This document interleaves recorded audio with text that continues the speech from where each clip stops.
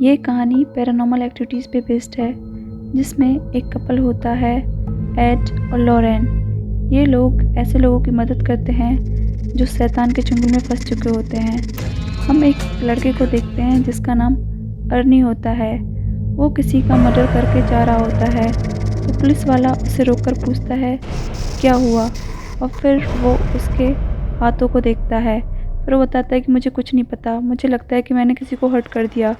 इस पर वो उसे अरेस्ट करके ले जाता है। इन्वेस्टिगेशन में पता चलता है कि उसने एक ब्रूनो नाम के आदमी का कत्ल कर दिया है। एड और लॉरेन को बुलाया जाता है इस केस में उसकी मदद करने के लिए। एड और लॉरेन कोर्ट को बताते हैं कि ये किसी शैतान का काम है। इस पर कोर्ट उनका यकीन नहीं करता। इस पर एड अपने पुराने केसेस की रिसर्च के हवाले से कोर्ट को दलील देता है कि शैतान जैसी शक्ति भी इस संसार में मौजूद है। कोर्ट से मंजूरी मिलने के बाद वो लोग इन्वेस्टिगेशन स्टार्ट करते हैं और अर्नी की गर्लफ्रेंड डेबी बताती है कि उसने ऐसा नहीं किया। इस पर एक इंस्पेक्टर बोलता है मैं इस बकवास पर यकीन नहीं करता। उसके बाद वो लड़की उन्हें एक बेसमेंट में ले जाती है जहाँ पर लॉरेन को एक बुक मिलती है। लॉरेन उसका फ़ोटो क्लिक करती है और उस लड़की को बताती है कि तुम्हारी फैमिली पर किसी डायन ने टोटका किया हुआ है। उसके बाद वो छोटे बच्चे को देखते हैं कि उस पर टोटका होता है, लेकिन इन्वेस्टिगेशन करते करते हमें पता चलता है कि वो डायन बहुत स्ट्रांग होती है और अब वो सबको मारना चाहती है और एड और लॉरेन के पीछे भी पड़ चुकी होती है। और डेविड, जो कि डेबी का भाई होता है, वो 44 डेमन से पोजेस होता है।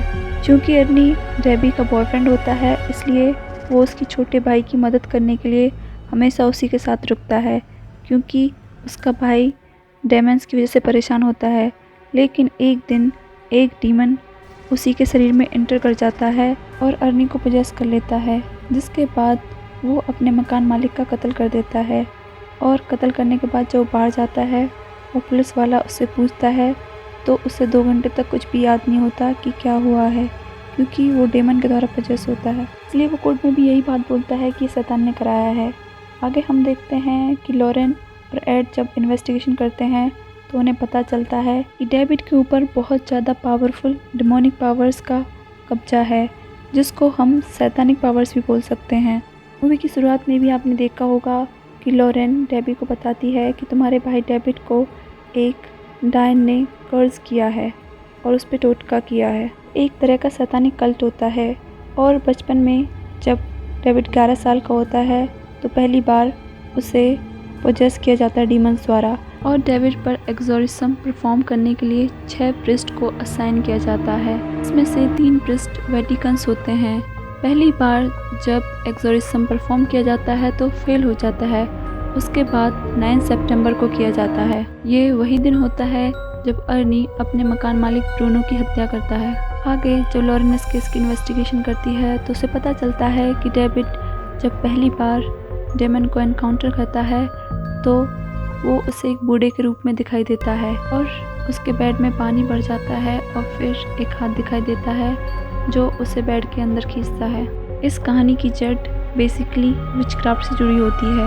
इस मूवी में जानना लाजमी होगा कि इसमें विचक्राफ्ट को कैसे दर्शाया जाएगा और कौन कौन से ट्विस्ट आएंगे और आखिर इस फैमिली के साथ पास्ट में क्या हुआ था। इस केस को जब लॉरेन इन्वेस्टिगेट कर रही होती है तो कुछ शैतानिक पावर एड को और लॉरेन को अलग करने की कोशिश करती है और बार बार लॉरेन पर हमला करती है।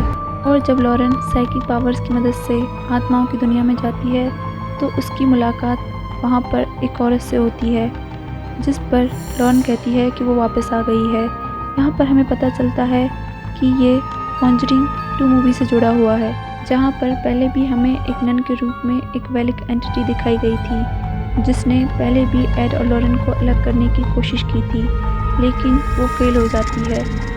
इस बार हमें फिर से सेम वही देखने को मिलता है। वो एंटिटी बार बार लॉरेन और एड के रास्ते में आती है और उन दोनों को अलग करने की कोशिश करती है।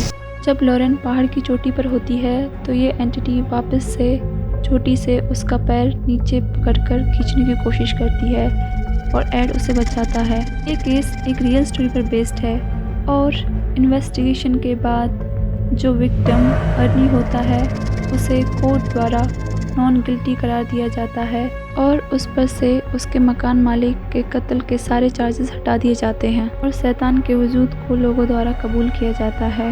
इस बार कॉन्जरिंग 3 मूवी को डायरेक्ट किया है माइकल केव्स ने, जो पहले द कर्स ऑफ ला लोरोना जैसी मूवीज़ को डायरेक्ट कर चुके हैं और जो पहले कॉन्जरिंग 1 और कॉन्जरिंग 2 के डायरेक्टर थे वो थे जेम्स वॉन। तो देखना होगा कि इस बार ग्राफिक्स और स्टोरी लाइन को कैसे दर्शाया गया है। क्या माइकल केव्स कॉन्जरिंग जनरे की मूवीज़ को जस्टिफाई कर पाएंगे या नहीं।